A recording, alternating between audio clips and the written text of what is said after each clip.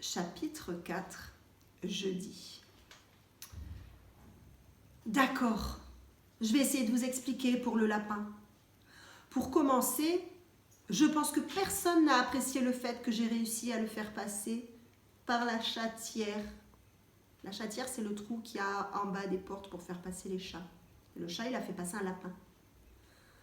Ça n'a pas été si évident, je peux vous le dire. Cela m'a pris presque 1 heure pour faire passer ce lapin par ce petit trou. Le lapin était énorme. Il ressemblait plus à un cochon qu'à un lapin, si vous voulez mon avis. Rien de tout cela ne les a intéressés. Ils étaient en train de devenir fous. « C'est Thumper !» a crié Ellie. « Thumper, le lapin de la maison d'à côté !»« Pas possible !» a renchéri le père d'Ellie. « Maintenant, on a un gros problème.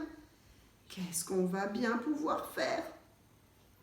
La mère d'Ellie m'a regardé fixement et puis elle a dit « Comment un chat peut-il faire une chose pareille ? Enfin, ce n'est pas comme si c'était un petit oiseau, une souris ou je ne sais moi.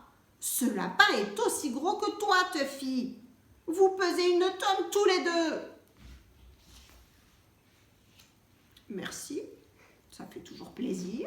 C'est très gentil, voyez comment ils sont dans ma famille. Enfin, ce n'est pas ma famille, c'est la famille d'Ellie. Mais vous comprenez ce que je veux dire ? Et Ellie, bien sûr, au bord de la crise de nerfs, folle de rage. « C'est affreux, affreux, je ne peux pas croire que Tuffy ait fait une chose pareille. Thumper habite à côté depuis des années et des années. » Évidemment, Thumper, c'était un ami, hein.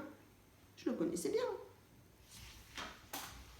Elle s'est tournée vers moi. « Tuffy, ça ne peut plus durer. Ce pauvre petit lapin, regarde-le. » Thumper était plutôt en désordre, je le reconnais. Il n'était plus qu'un amas de boue et d'herbe en fait.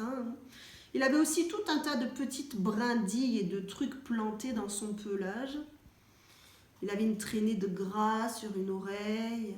Mais bon, personne, après avoir traîné à travers un jardin, une haie, un autre jardin, et pour finir dans une chatière fraîchement huilée, n'a l'air sur son 31.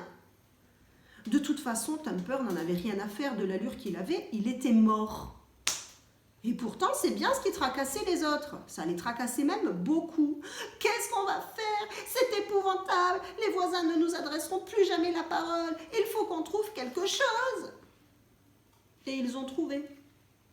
Je dois dire que leur plan était parfait à tout point de vue. D'abord, le père d'Ellie a repris le seau qu'il a rempli d'eau savonneuse. Il m'a lancé un de ses petits coups d'œil pour que je me sente coupable de le faire plonger les mains dans le savon 2 fois dans la même semaine. Je me suis contentée de le gratifier de mon regard. Je ne suis pas du tout impressionnée. Ensuite, la mère d'Ellie a immergé Thumper dans le seau, lui a donné un bon bain, elle l'a rincé. L'eau avait une couleur marron plutôt déplaisante. Pas étonnant avec toute cette boue. Puis l'air furieux, comme si tout ça était de ma faute. Ils l'ont installé dans l'évier et ils ont recommencé à le couvrir d'eau savonneuse. Ellie pleurnichait toujours, bien sûr.